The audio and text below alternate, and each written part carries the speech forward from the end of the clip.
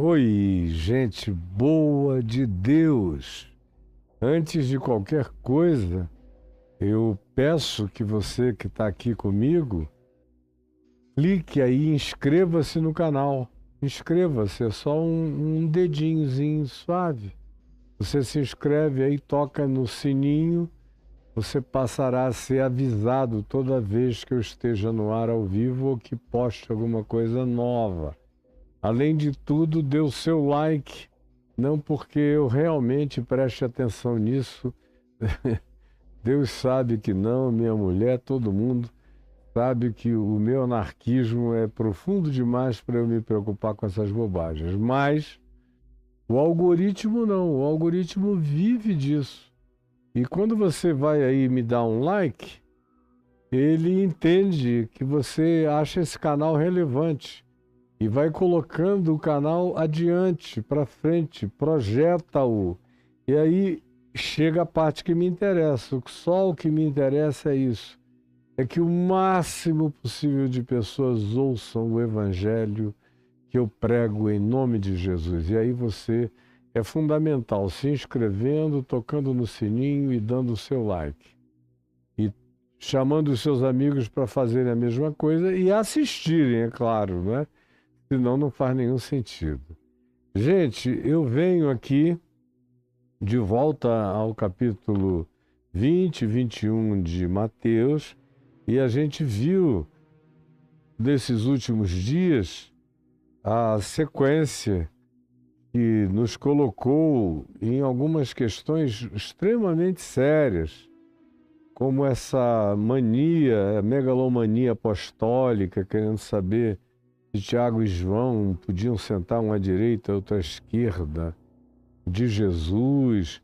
A gente antes disso tinha visto a parábola da vinha e daquele pessoal que achava que porque tinha chegado muito cedo eram etariamente mais velhos do que os outros no trabalho, eles teriam privilégios religiosos extraordinários. Vimos a cura do cego em Jericó e a escolha entre ficar rico ou voltar a ver, e como o indivíduo não era idiotado, como alguns entre nós queriam dizer, eu prefiro ficar rico, porque o Elon Musk já prometeu que dentro de 1 ano, 2 ou 3, a Neuralink vai fazer todo cego ver, então se eu tiver dinheiro eu me resolvo. Agora, o que é que me adianta ver e continuar duro? Mas Bartimeu escolheu ver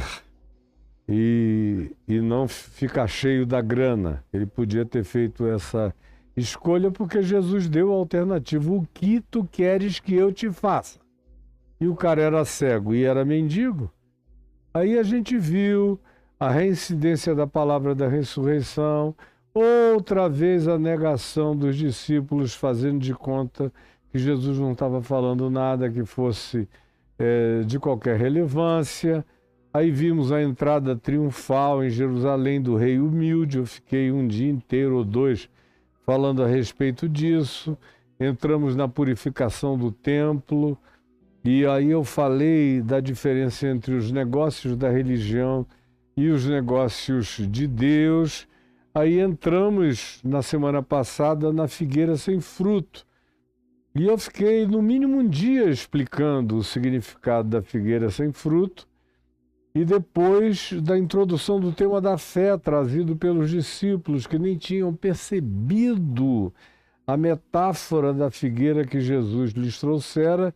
E depois, no dia de ontem, eu concluí fechando o conjunto de coisas, mostrando que tudo estava interligado e que Jesus nunca deixava textos sem contextos.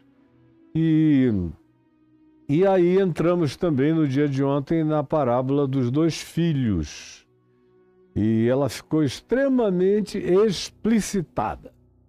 Para quem quiser entender, está tudo gravado no YouTube. Não tem como. Quem tiver vontade de aprender, de crescer, de maturar, de entender, e de entender correto, de entender direito, de entender sem misticismo, sem loucura, sem as hermenêuticas da ficção interpretativa.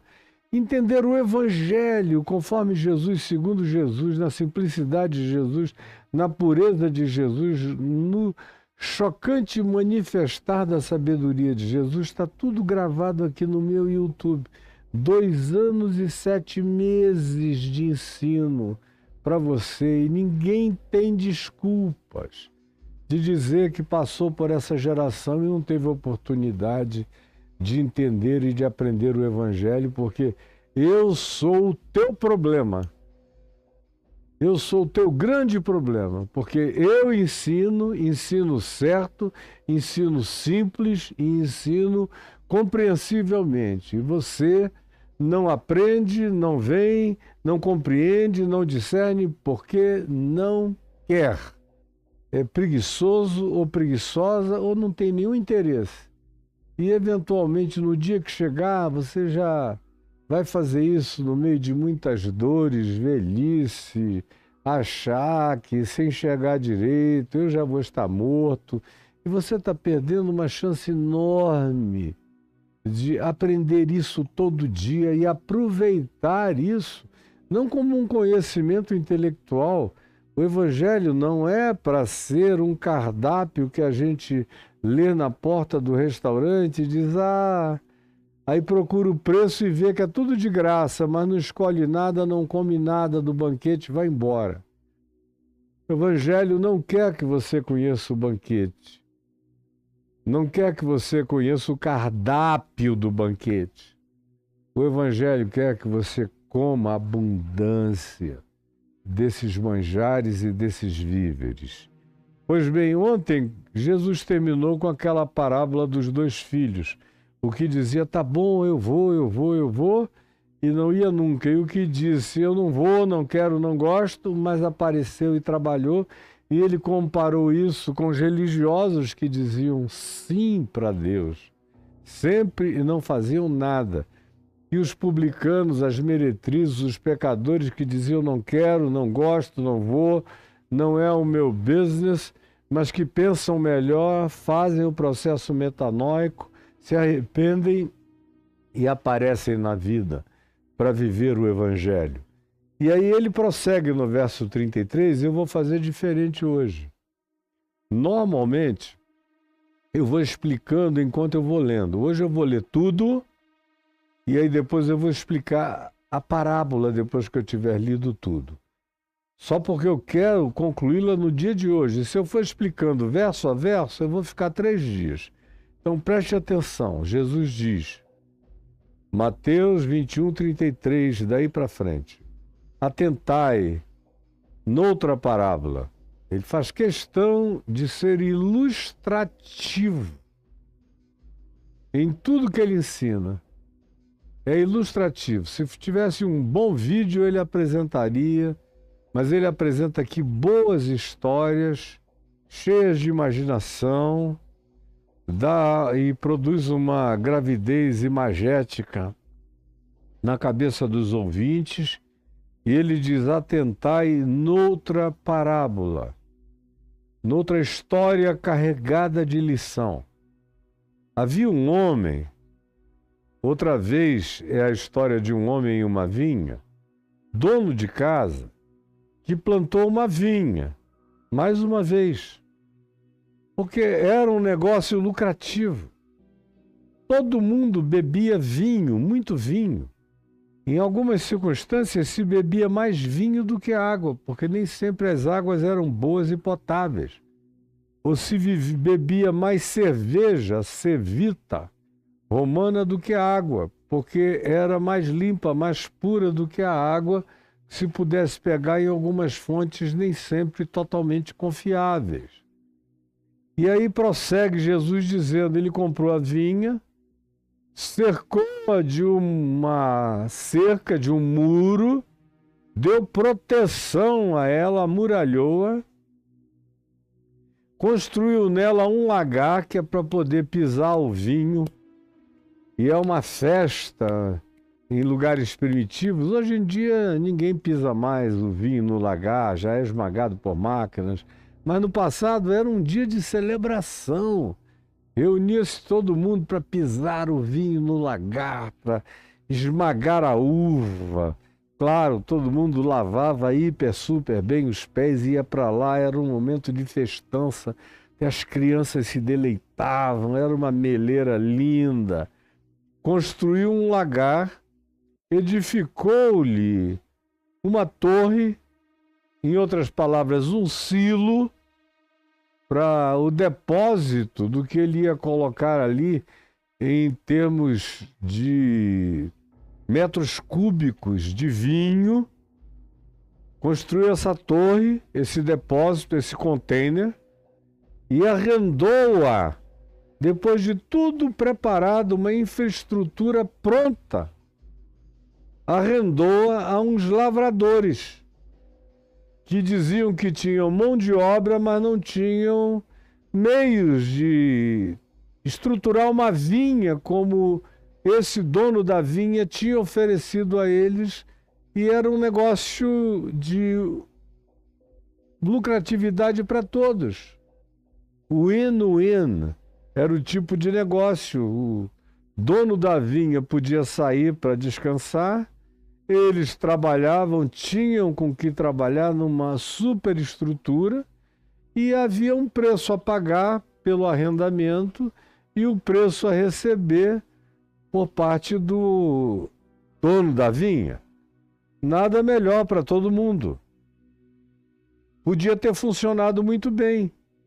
E quando isso aconteceu e o negócio foi fechado e assinado, o dono da vinha se ausentou do país, foi passear em terras distantes. Ao tempo da colheita, porque todo ano tem o tempo da colheita, o dono da vinha, que não tinha esquecido que ele era dono daquela e eventualmente de outras vinhas, enviou os seus servos aos lavradores, que tinham que pagar a ele o correspondente ao lucro e ao arrendamento, conforme o contrato assinado, para receber ele os frutos que lhe tocavam como dono da propriedade, investidor, dono da terra e de toda a infraestrutura. Era isso que a ele tocava minimamente. E os lavradores, que depois de apenas um ano na vinha, começaram a se sentir donos dela, do que eles não tinham gasto um tostão para adquirir, nem para erigir a muralha cercando e protegendo, nem para adquirir todas as mudas de milhares de parreiras para o vinhedo ficar denso, forte, saudável. Nem tinham gasto dinheiro fazendo os silos, fazendo o container para metragem cúbica do vinho feito e colocado ali. Não tinham feito absolutamente nada. Tinham só arrendado e, conforme eles diziam, queriam só trabalhar e ganhar dinheiro, ia ser bom para todo mundo.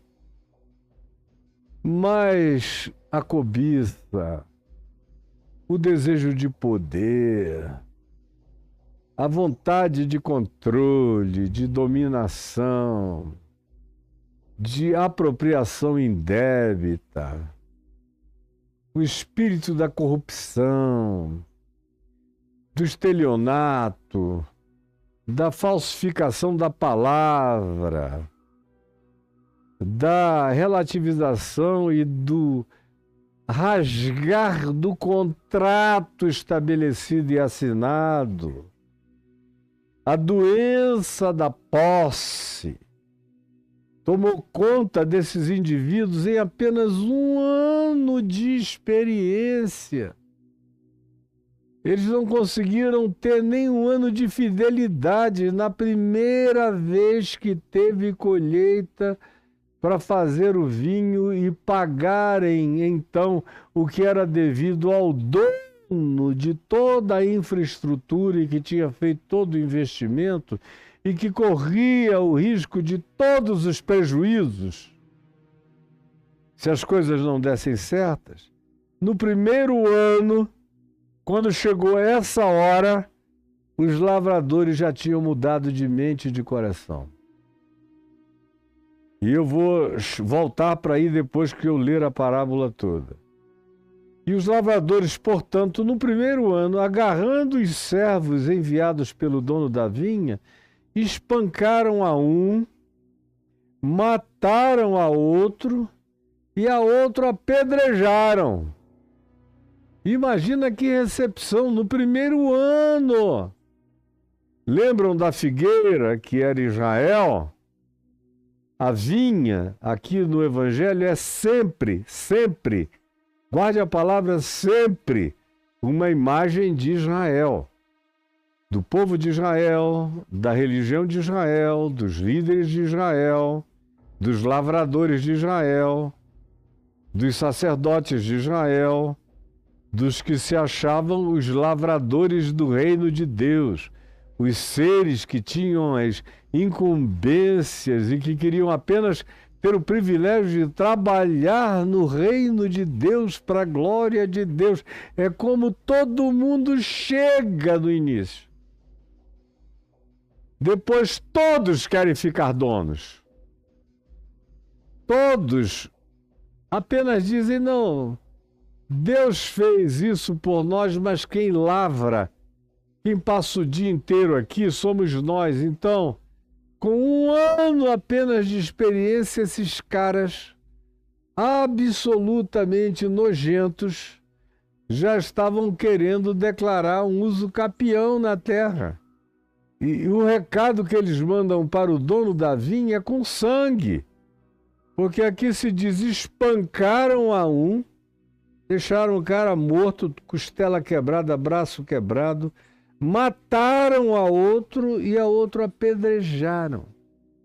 E enviaram numa carroça. Está aí a nossa resposta ao dono da vinha. O dono da vinha viu aquilo e enviou ainda outros servos em maior número. Vou mandar um contingente maior, mais mensageiros. Pode ser que eles caiam em si. E fez isso. E qual foi o resultado? E trataram a todos eles, a esse grande contingente, da mesma maneira. Matando, roubando, destruindo, apedrejando, devolvendo mortos ou aleijados. E por último, o dono da vinha enviou-lhes o seu próprio filho. Falou, meu Deus, esse pessoal é doido. Eu tenho contrato com eles, a gente negociou minuciosamente tudo, eles sabem a quem essa vinha pertence. Sabe que se eu não tivesse feito tudo que eu fiz, eles estariam passando fome, necessidade, não teriam de trabalhar, que receberam tudo da melhor qualidade, todo aparatado, algo que era só entrar, fazer e faturar. Mas quem são essas pessoas? Que espírito é esse? É a perplexidade do dono da vinha. É a perplexidade desse em relação a quem a imagem da figueira sem frutos e da vinha remete para Israel e remete para a responsabilidade que eles pediram para ter de serem lavradores, de serem cooperadores, de trabalharem para o dono da vinha, enfim, fazerem alguma coisa que também valorizasse a própria existência deles, desse significado a eles e trouxesse o benefício que o dono da vinha buscava, que aquilo ali tudo fosse extremamente útil, produtivo, bonito, belo, produzisse o vinho da melhor qualidade. E aí esse dono da vinha, numa pureza de coração que só é pertinente a Deus, disse o seguinte, eu vou mandar o meu filho, que é a minha cara, que faz tudo o que me vê fazer, que me obedece em tudo que eu faço, que tem prazer na minha vontade, que come, bebe e se alimenta dos meus desejos, que é a imagem de quem eu sou. Não poderia haver representante mais coerente, mais semelhante, mais absolutamente refletidor do meu caráter, da minha graça, da minha imagem, da minha semelhança, da minha natureza, do meu modo, da minha ética e do meu espírito, do que o meu filho. Vou mandar meu filho dizendo numa cartinha: olha, aí está o meu filho.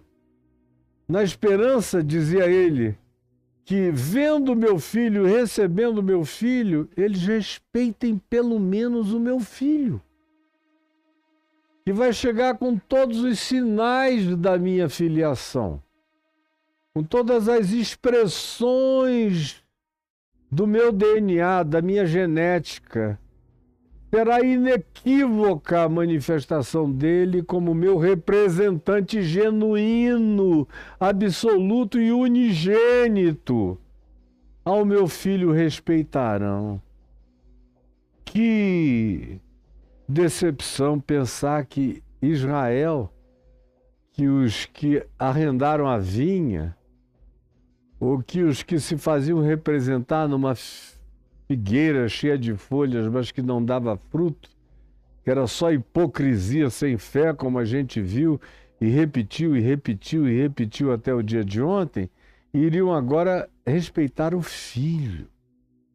Mas os lavradores, vendo o filho, disseram entre si, como a gente viu ontem, como eles combinavam entre si.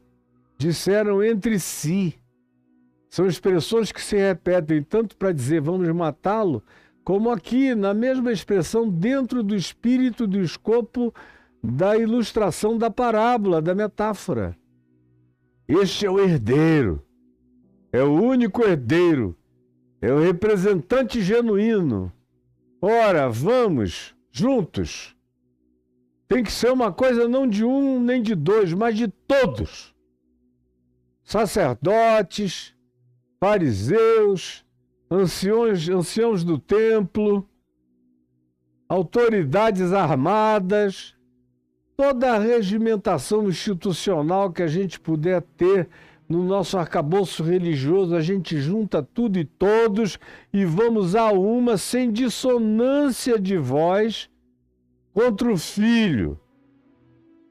Portanto, vamos, matemo-lo e apoderemo-nos da herança. Quantas vezes eu já preguei sobre esse apoderemo-nos da herança? Guarde bem isso, e apoderemo-nos da herança. Eu vou falar sobre isso daqui a pouco, aplicadamente ao que acontece a vida inteira e acontece nos nossos dias. Matemos o filho e apoderemo-nos da herança. Mais do que tudo é sobre isso que eu quero que você ouça no dia de hoje. Matemos o filho e apoderemo-nos da herança. Matemos o filho de Deus, e apoderemo-nos da herança. Aí a gente fala em nome de Deus, em nome do Filho de Deus, em nome do Evangelho de Deus. A gente inventa qualquer coisa em nome de Deus, a gente passa a ser o dono da vinha de Deus, a gente se apodera. Vamos ser os ladrões bem-sucedidos do reino do Filho de Deus. Esse é o espírito que está presente aqui, está presente na religião. Matemos o filho e apoderemo-nos da herança. E agarrando o filho, lançaram-no para fora da vinha, como fizeram com Jesus, que morreu fora dos muros, no Gólgota, e o mataram na cruz. Quando, pois, agora é Jesus que pergunta. Agora o texto passa a ser de Jesus fazendo uma questão diante dessa história, diante dessa ilustração. Você está prestando atenção no que eu estou dizendo, né? Agora é Jesus que fala. Diante disso tudo, quando, pois, vier o Senhor, e o Senhor vai voltar, o Senhor da vinha vai voltar. Essa moçada que está toda aí, dizendo que eles são os arredatários da vinha, que o dinheiro que você põe na vinha, você bota no bolso do dono da vinha, mas nunca chega nada ao dono da vinha, porque o dono da vinha nem quer dinheiro, ele só quer obediência, amor e compaixão. Eles é que querem a tua grana, e é isso que eles fazem o tempo todo, e você não enxerga que você está dando força para os ladrões do reino de Deus. E eles dizem aqui, Jesus dizendo, quando, pois, vier o Senhor da vinha, que fará a esses lavradores? E na primeira instância da história, os lavradores eram os judeus, o povo de Israel, as autoridades, os mesmos que viviam ali planejando a morte de Jesus e que o executaram. Na primeira instância, eles nunca mudaram de opinião, continuam com a mesma opinião até o dia de hoje, faz 2000 anos, em relação ao filho do dono da vinha. Mas não somente isso. O que fará o Senhor da vinha quando voltar? O que ele fará a esses lavradores que se arrogam a fazerem contratos de obediência com Deus, que eles não cumprem, que eles rasgam, e eles matam qualquer representante, qualquer voz que se levante em favor da verdade, do acerto que eles fizeram com o dono da vinha? Responderam-lhe, quando Jesus perguntou, ele perguntou a todos que estavam presentes. E, na primeira instância, vocês já viram acompanhando isso nos últimos dias, desde quinta-feira passada comigo, que os que estavam presentes ali eram os principais sacerdotes, os anciãos do povo e as demais autoridades religiosas, e o ambiente era o templo. E não era na Galileia, era no centro da vinha, em Jerusalém. E agora, quando Jesus faz essa pergunta, faz olhando nos olhos deles,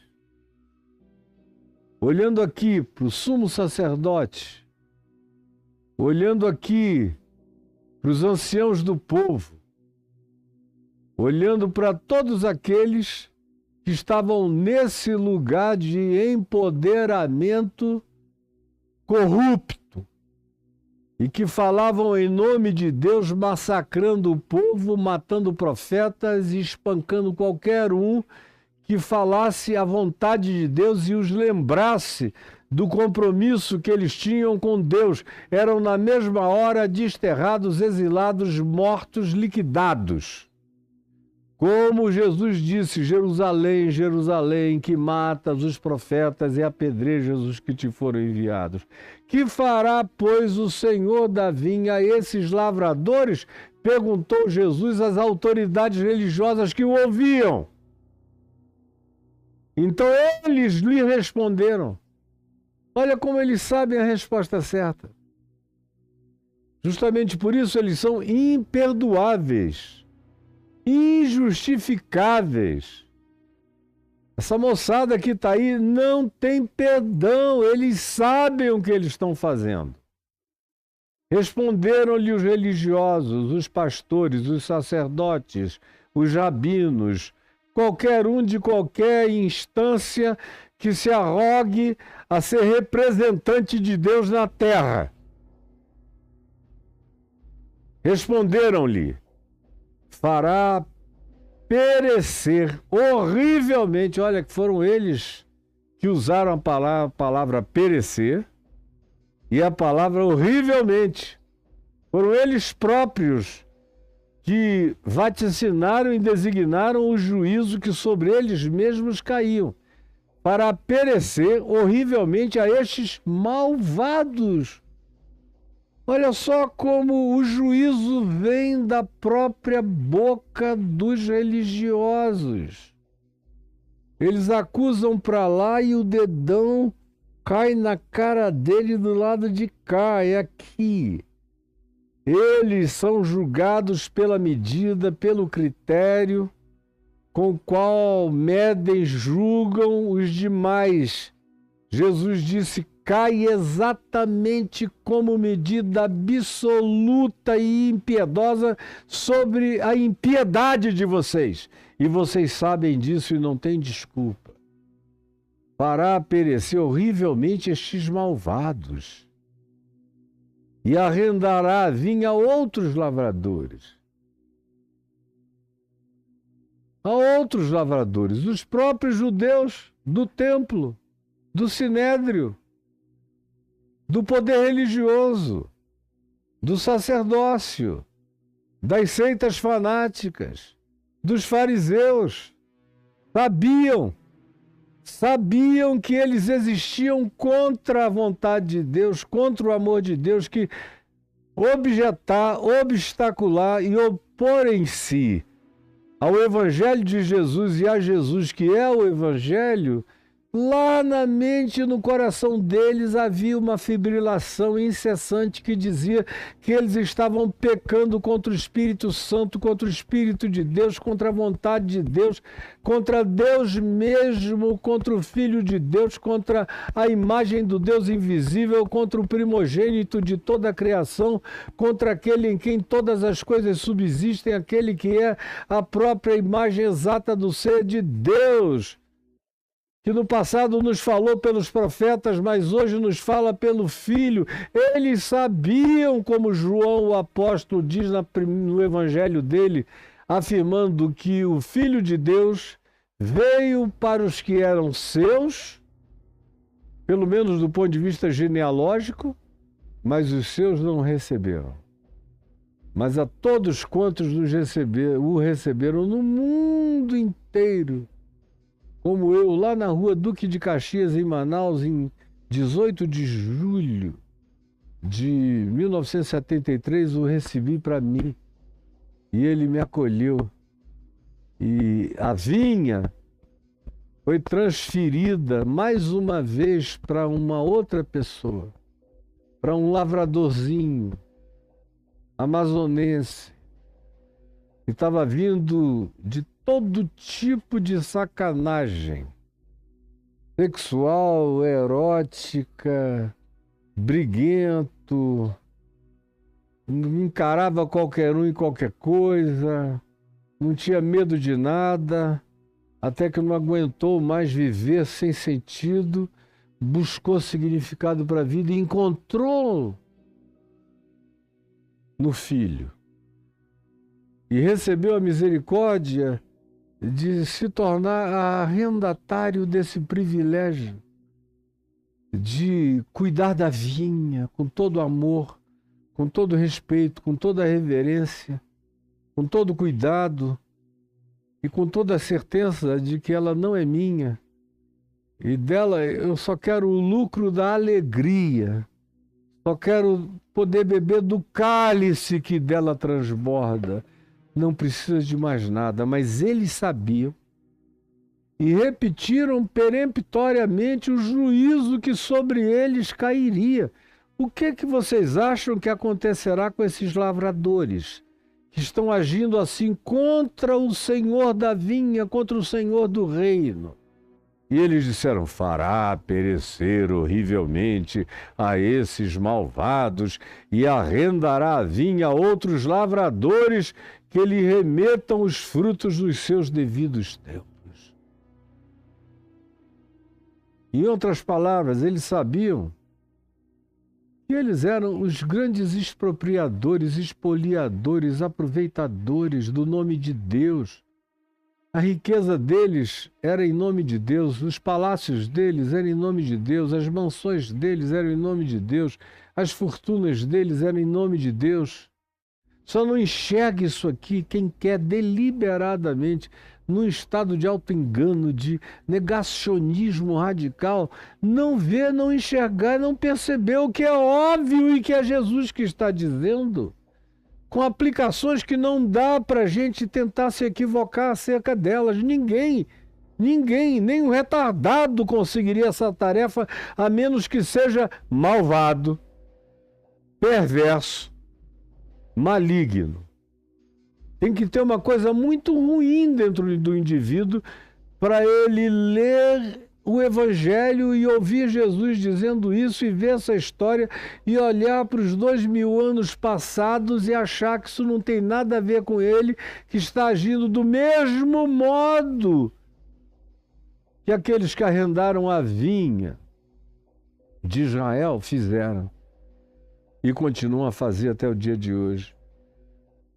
Sim, eles declaram o juízo que sobre eles virá. Aí Jesus lhes faz uma pergunta no verso 42. Nunca lestes nas Escrituras? E aí ele está citando o Salmo 118, versos 22 e 23. Se você quiser, veja o Salmo 118, versos 22 e 23. Jesus perguntou-lhes, nunca lestes no Salmo 118, 22 e 23? O que está escrito? A pedra que os construtores rejeitaram. A pedra, a rocha de esquina, a pedra que dá rumo, que dá prumo, que dá alinhamento a toda essa estrutura e construção do reino de Deus que é Cristo. A pedra nunca foi nenhum papa, a pedra nunca foi nenhum trono, a pedra nunca foi nenhum apóstolo, a pedra nunca foi nenhum ser humano desses que ora pensam isso, ora pensam aquilo, ora não sabem nem o que pensam. Como o próprio Pedro. Gente boa e ao mesmo tempo confusa. A pedra sempre foi aquele que nunca tergiversou. A pedra é aquele que diz, eu sou o caminho, a verdade e a vida. A pedra é aquele que, não tendo pecado, se fez pecado por nós. A pedra é aquele que ressuscitou de entre os mortos no terceiro dia para ser o nosso justificador e justificador de todo aquele que crê. Essa é a pedra angular do Salmo 118, versos 22 e 23. Nunca lestes? A pedra que os construtores, os arrendatários, trabalhadores rejeitaram, disseram, não, a gente não quer não, a gente se garante. Jesus era muito romântico. A gente não precisa disso. Daqui para frente é a gente, com os nossos estudos de publicidade, de marketing, de estratégias novas. Como o Pablo Marçal, quando eu o confrontei a última vez, quando ele era candidato à Prefeitura de São Paulo, numa chamada telefônica de uma meia hora, eu o confrontei veementemente. E ele falou, pastor Caio, mas é que você não conhece as técnicas novas. Falei, não, eu conheço os princípios eternos do Evangelho que você está transgredindo e violando todo dia. Ele falou, pois é, mas não dá para fazer conciliação desses princípios eternos com as técnicas novas de comunicação. Eu digo, então vá com as tuas técnicas, porque você vai ser julgado e esmagado pelos princípios, que foi o que Jesus disse aqui. Portanto, eu vos digo que o reino de Deus que vocês pensam que tomaram de assalto será tirado de vocês e será entregue a um povo sem nome, a um povo sem cara, a um povo sem placa, a um povo sem bandeira, a um povo sem pedigree, a um povo sem diploma, a um povo sem flâmula, a um povo sem status, a um povo sem autoridade, mas um povo fiel, um povo quebrantado, que lhe produz os respectivos frutos nos tempos próprios e adequados. Agora prestem atenção vocês, que acabaram de dizer que rejeitaram a pedra angular. E ao mesmo tempo que já declararam qual é o juízo que sobre vocês próprios vai cair. Prestem atenção. Todo aquele, e agora ele está falando diretamente olhando nos olhos dos sacerdotes, dos anciãos do povo, de todo o status quo religioso em volta dele. Ele diz: portanto, eu vos digo que o reino de Deus vos será tirado. E mais, todo que cair sobre esta pedra, você decidir que você vai dar de contra, não. Jesus passou, ele é bonzinho, ele é lindo, ele é bom para o marketing de inclusividade, de apelo e de sedução. Só serve para isso. E para expulsar um demônio, porque o povo gosta de saber que a gente está expulsando demônio em nome de Jesus, embora os demônios sejam todos fajutos e contratados. Não tenha demônio de verdade nenhum ali, é tudo farsa e teatro. Mas o povo se impressiona. Então, se alguém quiser, Jesus disse, se lançar contra a mim, contra essa pedra dos séculos, contra a rocha eterna, olha o veredito de Jesus acerca dele. Todo que cair sobre esta pedra ficará em pedaços. Aquele que correr igual um doido, um kamikaze, e decidir que o tempo de Jesus passou, eu prefiro Moisés, é melhor para levantar fundos, ou eu prefiro as técnicas de publicidade e marketing para fazer dinheiro, eu prefiro. Todo aquele que correr e der de cara contra essa pedra será reduzido a pedaços. Vai virar caco. E aquele sobre quem ela cair ficará reduzido a pó. Eu assisto todo dia uma quantidade grande de gente que corre contra Jesus. Preste atenção. Eu assisto todo dia uma quantidade enorme de líderes, sacerdotes, pastores, que correm contra Jesus, que dão de testa na rocha eterna e ficam reduzidos a cacos. Acaba a vida do cara. Como eu também vejo o contrário, algo mais grave ainda. Eu vejo aqueles que são tão afrontosos, são tão blasfemos, são tão arrogantes, são tão diabólicos, são tão demoníacos, tão malignos, são os entes mais narcisos do que demônios e diabos, horrorosos, que invocam briga com os céus, como aqueles que dizem, eu falo com Deus com raiva, ou tu fazes o que eu quero, ou tu vais ver. Meu filho, essa pedra vai cair em cima de você. E não sou eu que estou dizendo isso. É Jesus que está dizendo que ela vai cair na tua cabeça e você vai ser reduzido a pó. Você vai ser varrido como poeira da história. Daqui a mais 100 anos, no máximo, você virou poeira da história. Que 100 anos? 50 anos. Daqui a 25 anos você é poeira da história e tudo que você construiu vai ser reduzido a nada. Porque a única coisa que permanece é a palavra.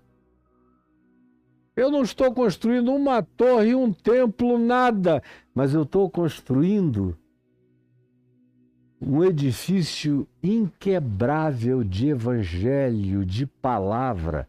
Isso vai durar séculos e séculos. Isso vai durar para sempre. Os teus tataranetos vão buscar socorro nesse ensino do Evangelho, quando tudo estiver em silêncio e não houver mais voz nenhuma da graça de Deus no mundo, os teus descendentes sabem e encontrarão o recurso na pedra inquebrantável do Evangelho de Jesus.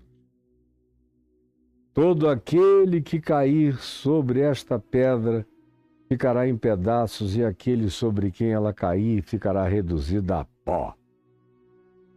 Os principais sacerdotes, que é o público prioritário que está ali.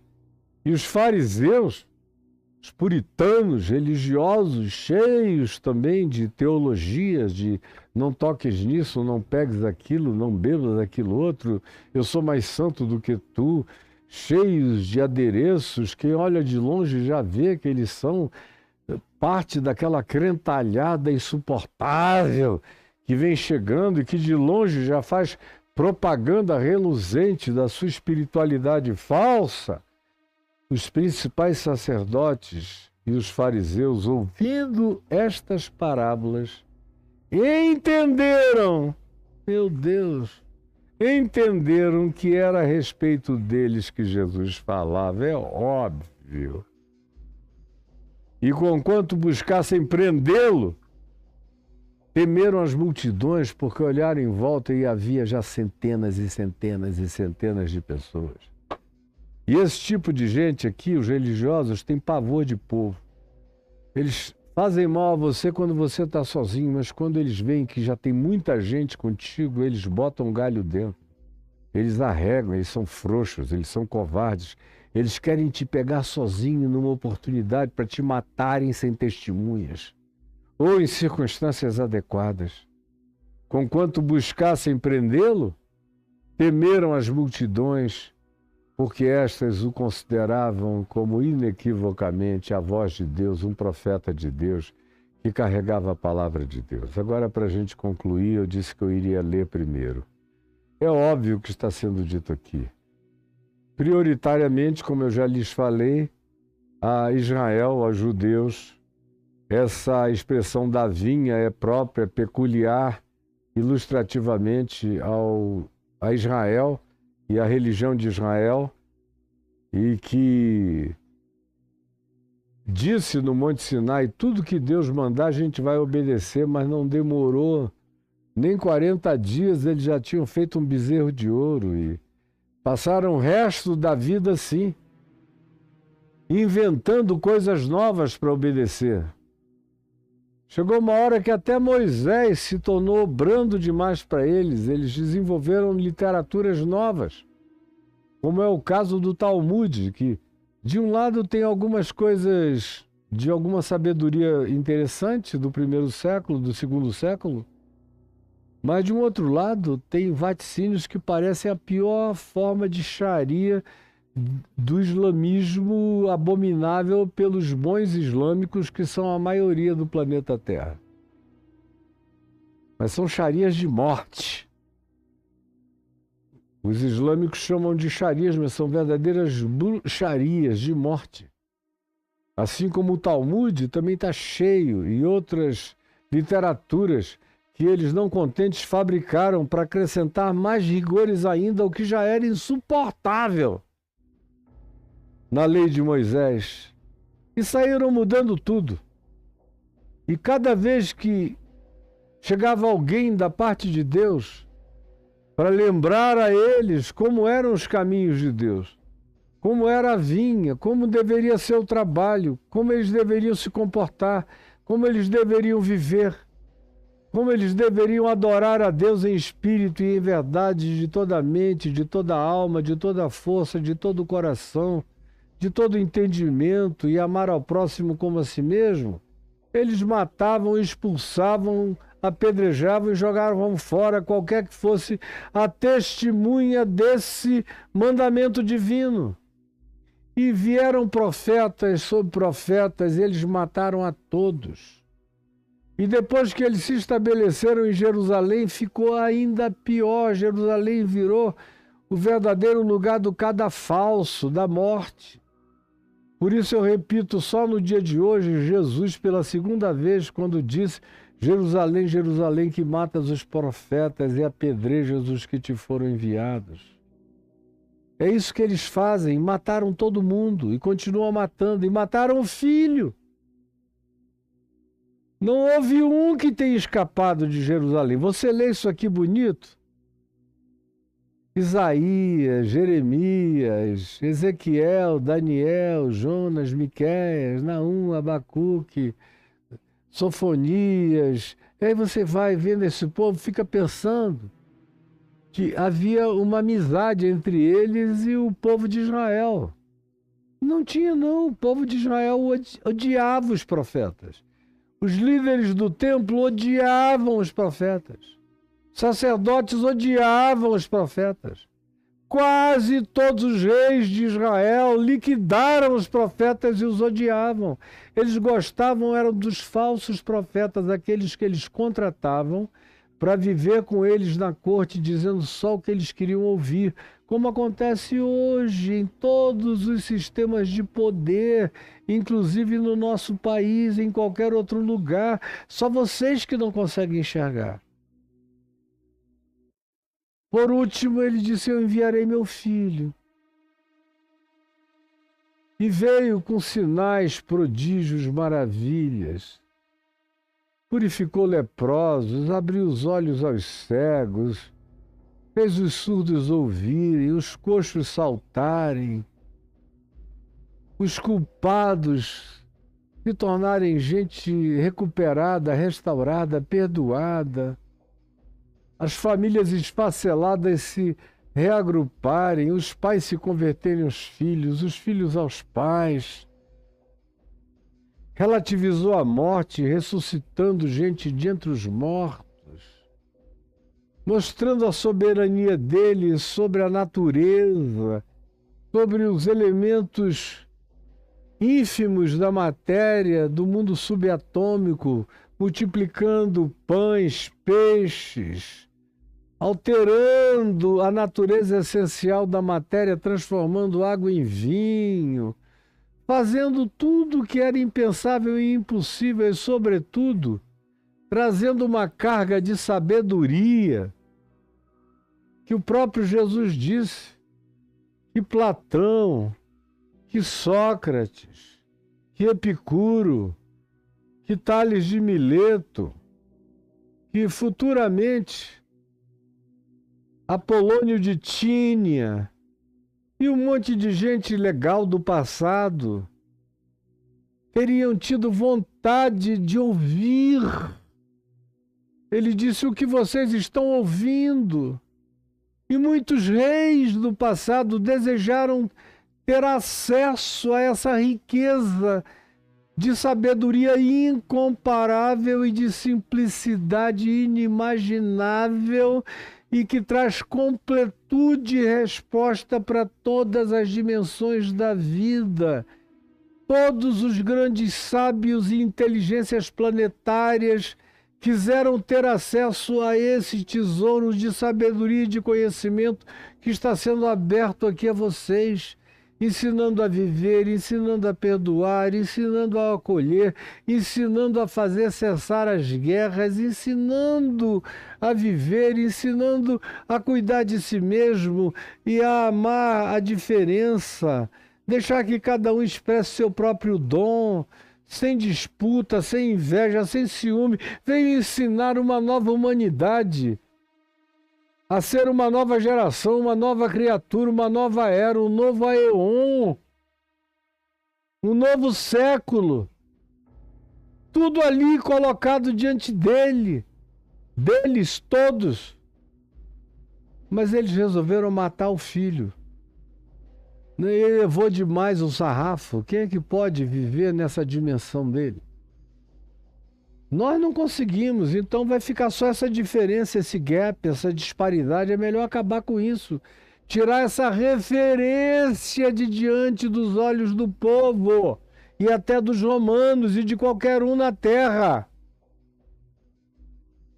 Que foi o que o rei de Edessa percebeu e mandou uma delegação de gregos, conforme diz aqui João no capítulo 12, que procuraram a Filipe e André e foram até Jesus convidarem-no para uma coisa que Jesus nem disse o que era, nem o Evangelho de João, mas por histórias paralelas a gente fica sabendo que era um convite para ele se mudar para Edessa. Porque disse: esse povo aí onde você está, no meio do qual você nasceu, é muito tosco, é muito tacanho, é um povo bruto. É um povo da morte, do assassinato, do genocídio. É um povo sem nenhuma sofisticação, é um povo de fanáticos. Onde tem fanatismo e dogma, tem estupidez, burrice e morte. Então vem aqui para Edessa, porque aqui ninguém vai te matar.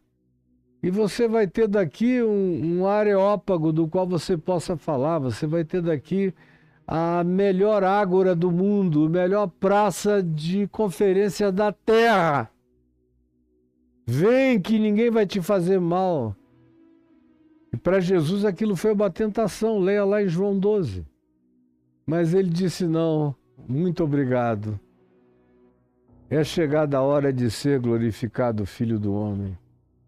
O que está sendo colocado aqui para mim é uma tentação, mas eu sei que eu vim para esse dia, para essa hora e desgraçadamente para esse povo perverso e mau. E que direi eu? Pai, salva-me desta hora? De modo algum. Mas eu direi, Pai, cumpra-se a tua vontade na minha vida, nesse tempo e nessa hora, porque foi para isso que eu vim, é para isso que eu estou aqui, para realizar toda a tua vontade, para não fugir do caminho que me foi proposto, mesmo no meio da treva e da maior ignorância humana.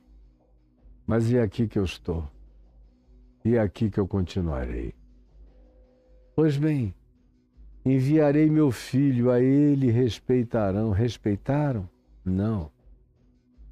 E aí você vê agora, nessa época de limpeza étnica em Gaza, chacina, os judeus não gostam que essa palavra seja usada por mais ninguém. Parece que se tornou uma designação de propriedade exclusiva judaica, que é a palavra holocausto. Mas eles estão fazendo um verdadeiro holocausto. O holocausto era o sacrifício do inocente e que era recebido como um sacrifício diante de Deus. Eles ficam achando que o que Hitler fez foi o único holocausto da história. Netanyahu é o Hitler contemporâneo, fazendo um holocausto contemporâneo. Está subindo até aos olhos de Deus. Aqueles clamores das mães, dos velhos, das crianças, dos amputados, dos órfãos, dos milhares. Eles dizem que foram 60 mil, mas as contas paralelas dos grupos independentes já nos dão conta de que são mais de 100, 110 ou até 120 mil imolados lá. Fora os milhares de feridos de uma covardia que não tem comparação. Cai da cabeça, cai do céu, aquela bomba na cabeça dos caras. É diabólico demais, é demoníaco demais para você não enxergar.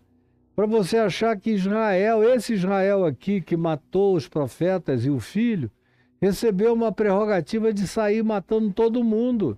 E os crentes se enrolam na bandeira. Vocês são cúmplices dessa maldade. Eu digo isso em nome da profecia do Evangelho de Jesus a tantos quantos queiram ouvir. E digo aqui, tanto quanto eu diria, vivendo com todas as consequências no Muro das Lamentações ou em qualquer praça de Israel. Estão chamando um juízo e declarando a natureza do juízo que sobre eles cairá. Horrivelmente esses malvados vão provar. Por isso que eles disseram que aconteceria com outros e estavam chamando o juízo e descrevendo seu próprio juízo. Aconteceu nesses últimos 2000 anos, mas parece que não foi o bastante. Bastou terem 70 anos de folga que começaram a fazer tudo de novo. Tudo de novo. Matando os filhinhos e as criancinhas, numa coisa horrorosa. Ao meu filho respeitarão? Não, não respeitarão.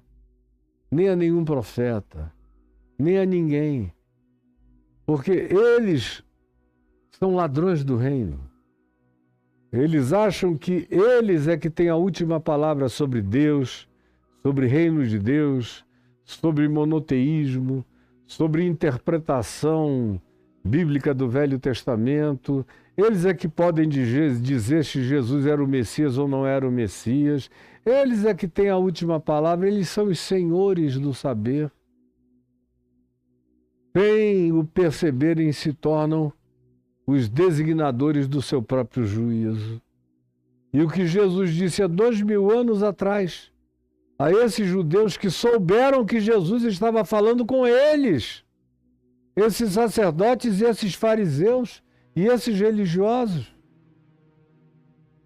está sendo dito de novo, de novo, e de novo, e de novo, e de novo, em todas as gerações e todo o tempo, e esse mesmo povo repete as mesmas coisas. E nós, cristãos, preste atenção agora para mim. E eu vou concluir. Nós, cristãos, tomamos o lugar desse Israel do Velho Testamento aqui. Eles continuam a ter o lugar deles, de maldade, invocando o juízo e a perversidade na sua arrogância, na sua soberba. É o povo mais arrogante e soberbo da terra na presença de Deus. E juntamente com eles, nós, cristãos, que achamos que temos um plus, que é o Messias, que eles não reconheceram, mas a gente reconheceu. Para quê? Para quê? Porque o que eu ia dizendo, que eu iria falar, e é o que eu vou falar agora, é que entre nós cristãos, a frase é a mesma. Matemos o filho e apoderemos-nos da herança. Foi o que o Edir Macedo me disse mais de uma vez, conversas pessoais. Aqui na minha igreja ninguém tem autorização para pregar sobre Jesus. Pode ligar lá para você ver se você ouve uma mensagem sobre Jesus, sobre o bom samaritano, sobre as bem-aventuranças, sobre perdão de pecados, sobre graça divina, sobre tudo que Jesus ensinou. Você não vai ouvir nada. É só sobre barganha, é sobre Moisés, é ameaça, é maldição, é bênção de Abraão, de Gideão, de Elias, é troca, é toma lá da cá, é sacrifício. O sacrifício não é mais com ovelhas, bodes, cabras, nem bois, nem touros, é com grana, grana, grana, grana, grana, porque Deus só atende sacrifícios em dinheiro, em dízimos, em ofertas, em campanhas. Agora, não pode pregar Jesus. Você ande por aí nessas igrejas neopentecostais, veja onde eles pregam Jesus. Não, é só doido para um lado e para o outro, com as calcinhas apertadinhas, a camisinha, os bracinhos malhados, dizendo: agora o Senhor está me revelando aqui uma profecia que a pesquisa dele já mostrou. Já está tudo pronto. Às vezes os caras carregam até ponto do ouvido. Ponto, como Mauro Cerulo. Que os meus amigos que trabalharam para ele me diziam que ele andava com ponto aqui no ouvido, como Benihim, que carregava um microponto, menor que uma mosca no ouvido, ouvindo a produção espalhada no meio do povo dizer: olha, chama a fulana de tal, a Grace, de Minnesota, que está com um problema no pé esquerdo. Aí o Senhor me revelou que a Grace de Minnesota, tem uma Grace, porventura, talvez do lado de cá, não tenho certeza, eu senti que pode ser do lado de cá, com um problema no pé esquerdo. Aí a moça levanta chorando: Grace, venha cá, Grace. O Senhor vai te honrar, Grace. Aí a Grace já está tão sugestionada, e o problema da Grace nem é tão sério assim, que ela vai ficar 2, 3 dias andando melhor, e ele vai dizer: continue dando ofertas que você vai ficar completamente curado, até que a Grace de novo volta à sua situação. Mas aí vai cobrar ele. Acione a justiça, faça qualquer coisa, vê se você consegue. Por quê? Eles mataram a Jesus. E é uma linguagem do escritor de Hebreus, que você nunca leu, né? Epístola aos Hebreus, está aqui no Novo Testamento. Você diz que é crente, mas nunca leu nem os evangelhos, Não leu, por exemplo, a Epístola aos Hebreus, as cartas de Paulo, não leu nada, não sabe nada. O meu amigo Fábio Porchat sabe muito mais de Bíblia e de Novo Testamento do que vocês todos. Conclusão, não sabem nada. E mataram o filho. Mataram o evangelho. Não tem mais evangelho. Só tem Bíblia, como livro. Hoje em dia nem mais como livro, só como texto digital. Mas mataram Jesus. E o escritor de Hebreus diz: crucificaram a Cristo a segunda vez. Toda vez que você deixa a mensagem do Evangelho, a mensagem da graça de Deus, a mensagem da cruz, na qual eu me glorio, em relação à qual Deus em Cristo fez cair sobre ele os pecados de todos nós humanos, de toda a humanidade e de toda a criatura. Ele é o ponto de convergência, é o nervo exposto da dor universal, para onde houve convergência de todas as coisas e perdão de todas as coisas e justificação para todo aquele que crê e para aquele que, não tendo ouvido a informação, todavia é sensível na sua alma um desejo de viver melhor, de expressar o melhor da natureza humana em qualquer que seja a relação que ele consiga e possa, mesmo não tendo recebido informação nenhuma. Está tudo coberto e está tudo pago por Jesus. Isso é o Evangelho, mas isso aí foi rasgado. Entre aleatoriamente em igrejas que você queira por aí. Veja se você consegue ouvir uma mensagem do Evangelho genuíno, com começo, meio, conclusão, com fim. E sem pedição de grana. Veja, olha, eu fiquei 35 anos, 30 anos da minha vida, porque eu estou na TV desde 1974, eu entrei na televisão antes de todo mundo. Foi o primeiro programa sistemático de televisão, com 1 hora de duração, que ia em rede nacional pelo satélite. Eu transmitia de Manaus para o resto do Brasil. Só depois é que eu transmiti pelo satélite do Rio para o resto do Brasil e até para vários lugares do mundo, desde 74. E durante 30 anos... Vocês que são novinhos e não sabem de praticamente história de nada, não leem nem o Evangelho, quanto mais vão saber a minha história. Não sabem história nenhuma. Pensam que eu caí de paraquedas aqui. Eu terminava os meus programas, os antigos lembram, dizendo: procure a igreja evangélica mais próxima da sua casa. Você lembra? O diabo lembra, os demônios lembram, os anjos lembram, os principados e potestades lembram, e os que não sofrem de Alzheimer lembram. Eu terminava todo o programa. E eu tinha programa na Globo, eu tinha programa na Manchete, eu tinha programa na Bandeirantes, eu tive programa no SBT, eu tive programa em tantos lugares, CNT, no satélite. Eu tive a minha própria televisão em 58 estados do Brasil, com meu satélite particular, tinha rádios, tinha tudo. Eu sempre terminava dizendo: mesmo quem não goste de mim, não tem como negar. Que eu terminava dizendo: procure a igreja evangélica mais próxima da sua casa. Eu parei de fazer isso há 28 anos atrás, há 25 anos atrás, porque não tinha mais igreja para onde mandar. Tem algumas boazinhas, mas aí eu vejo, acabam que uma tem uma ênfase enorme em viver com propósito, a outra é uma ênfase enorme em viver sem mentalidade de pobre, a outra é uma ênfase enorme em viver com participação exclusivamente social, mas sem a totalidade, sem a integralidade da mensagem do reino de Deus, do Evangelho. Aqui e ali eu ainda arrisco. Tem algumas igrejas de alguns amigos meus pelo Brasil que eu digo para algumas pessoas que eu vejo que estão em cidades dizendo: eu preciso me congregar, para onde eu vou, aí eu indico.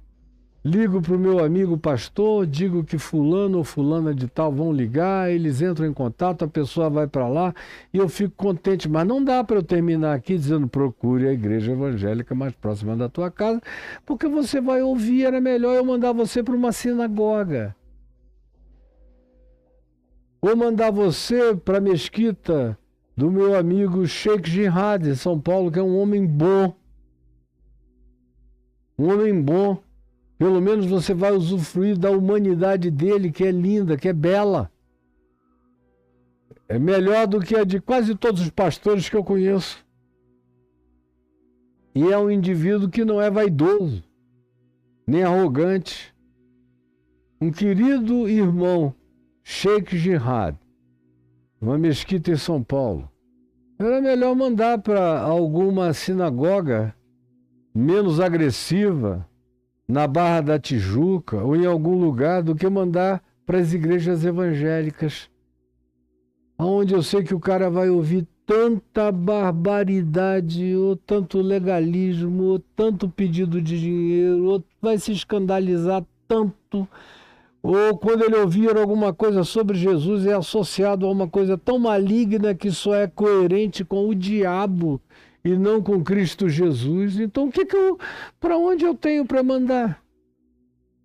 Eu recomendo que vão para o caminho da graça, que é a igreja que eu comecei, o movimento que eu comecei, a congregação que eu comecei há 25 anos atrás, no Café com Graça. Está aí, espalhado em vários lugares aqui, em outros cantinhos do mundo. Mas não é o bastante, tem muito mais gente, então o que eu faço? Eu convido as pessoas para começarem grupos nas suas próprias casas. 2 ou 3 em meu nome, eu ali estou no meio deles, porque não dá nem para enviar, porque mataram o filho. Matemos o filho e apoderemos-nos da herança. Eles liquidaram a mensagem do filho, o evangelho do filho, e meteram a mão na herança. É tudo nosso. O que é de Deus, ó, cai aqui, no nosso bolsinho.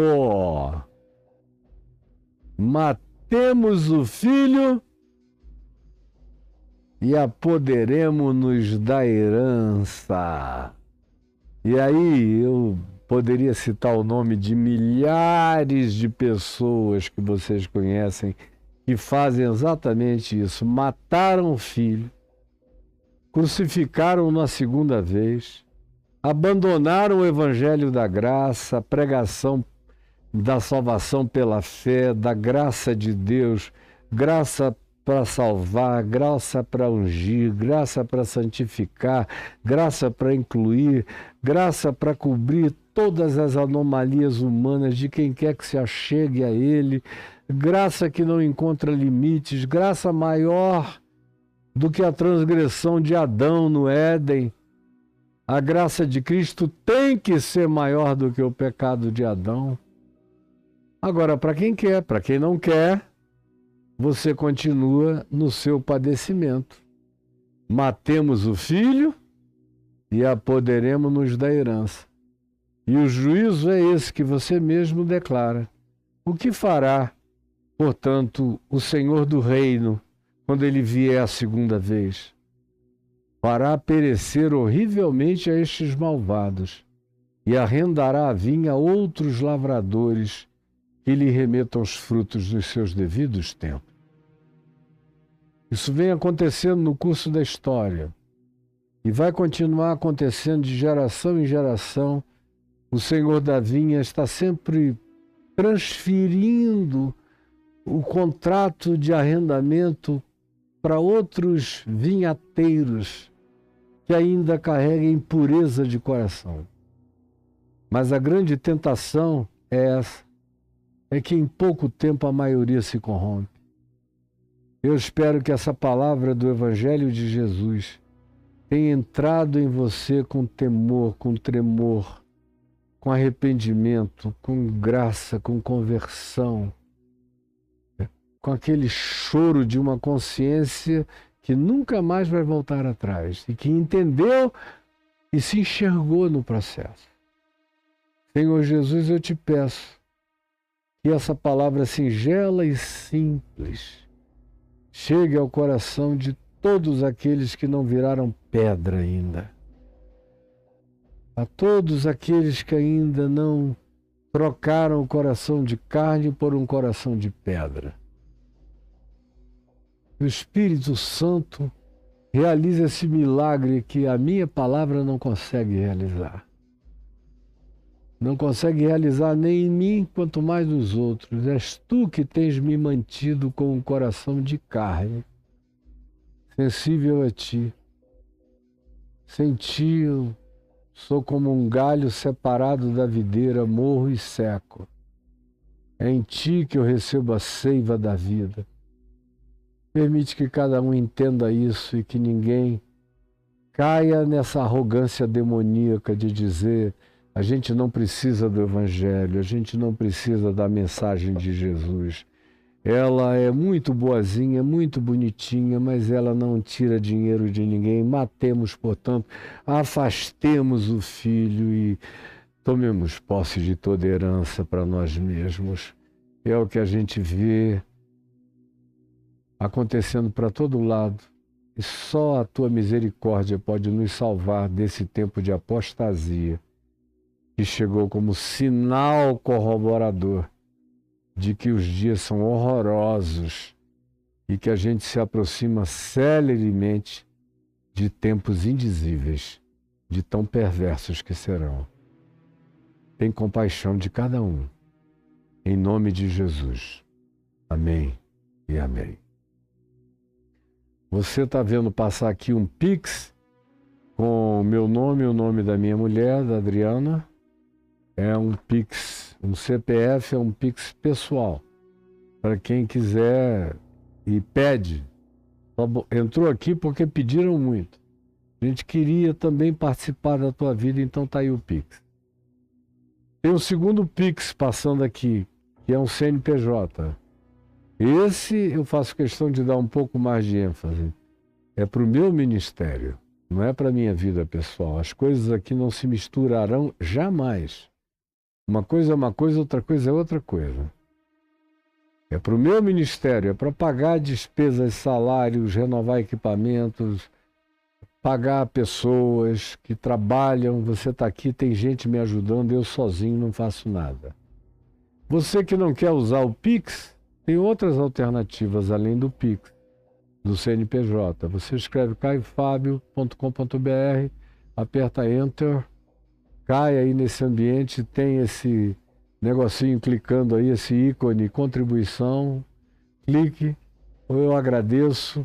Tem dois bancos, Santander e Banco do Brasil, com a conta da agência, a dos CNPJs respectivos, que são diferentes em cada banco. Então você anote ou então bote a sua câmera na direção do QR Code que você cai dentro do ambiente. E embaixo está aí mais opções de contribuição. Clicou, entrou, passou o verdinho, aí os mesmos bancos para depósito e transferência bancária, não são diferentes, são os mesmos. E abaixo para aqueles que querem fazer contribuições programadas. É o cara que diz: eu vou fazer no cartão porque eu posso fazer 6 meses, 8 meses, 1 ano para frente, já tudo programadinho, aí vocês ficam sabendo o que receberão e eu não preciso nem me preocupar em falhar. Então os cartões têm essa facilitação, todos eles, as principais bandeiras estão aí. Embaixo tem o PagSeguro, e embaixo do PagSeguro tem o PayPal, para quem mora no exterior e diz: quem me der ajudar, você pode, tá aí o PayPal. Você sabe como usar, você usa muito para mandar dinheiro para o Brasil, quando você deseja. Então use o PayPal e faça isso. E é só isso. E eu não tenho mais nada a acrescentar, exceto o seguinte: eu quero muito que você faça os meus cursos, porque eles têm começo, meio, fim, evolução, amadurecimento.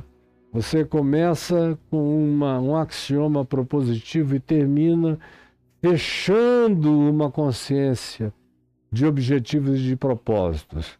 Como é que você tem acesso aos cursos? caiofabio.com.br/cursos. Enter. Aí você cai aí, ó, no Reconexões e está sofrendo uma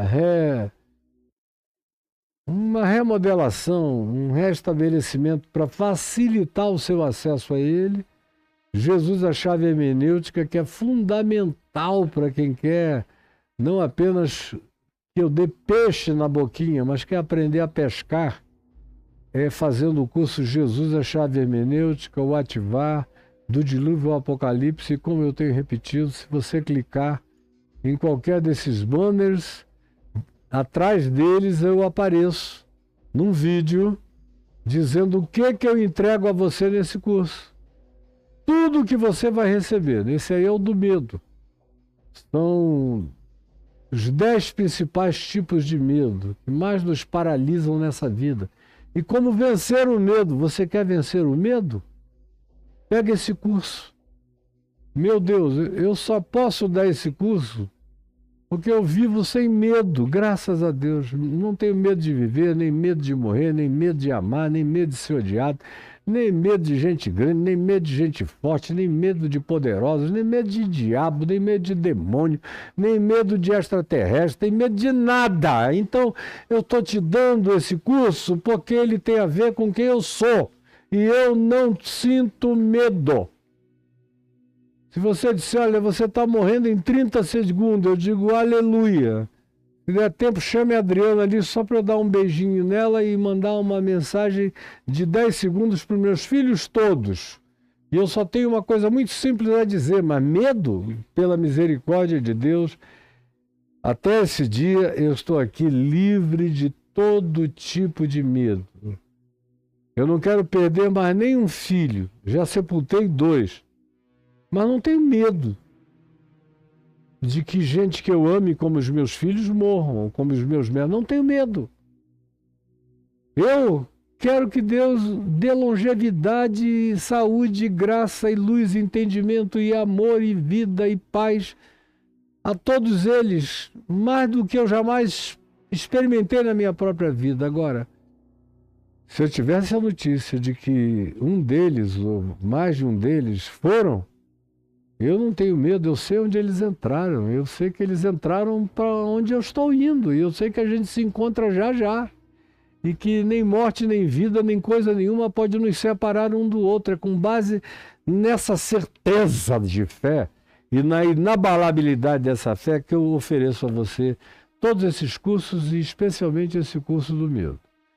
Aí para você, caiofá.com.br/curso, e também agora esse curso novo que eu estou oferecendo, que é o Poder dos Salmos. Está aí, já tem 1 ano e meio de salmos gravados para frente e já tem centenas de pessoas recebendo o Poder dos Salmos para todo dia terem uma aula de 18 minutos. São aulas que variam entre 12 e 18, ou no máximo até 20 minutos. E eu pego o salmo, subdivido, e ele é lido e entendido no seu contexto histórico, existencial, psicológico e aplicado, tendo Jesus como chave hermenêutica. Você ganha acesso a milhares de salmos com evangelhos temáticos para a prática do seu cotidiano, da sua dimensão psicológica, do seu ser. Pegue o Poder dos Salmos, vai levar só no máximo 20 minutos por dia, que você ouve indo para o trabalho, no ônibus, no carro, no earphone, no Spotify, aonde você quiser, você tem acesso, cresce e cresce e cresce e adquire essa inabalabilidade da fé no Evangelho de Jesus. Um beijo. Eu paro com vocês aqui. Hoje eu tinha um compromisso e eu tive que faltar a ele, adiá-lo para a semana que vem, porque eu tenho muitas outras coisas para fazer.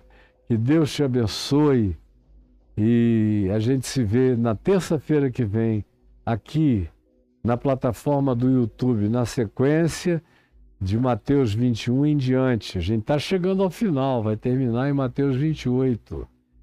E a minha querida filha Emily está fazendo um trabalho lindo de recorte de todo o Evangelho, explicitado e exposto de Mateus por mim nesses 2 anos e 6 meses. Ela vem fazendo recortes lindos. Muito obrigado, minha filhinha, por estar me ajudando tanto. E os outros todos que trabalham comigo, muito obrigado a esse time sem o qual eu não faria nada. Que o Senhor Jesus esteja com todos vocês. É o desejo do meu coração, em nome de Jesus. Amém, amém e amém.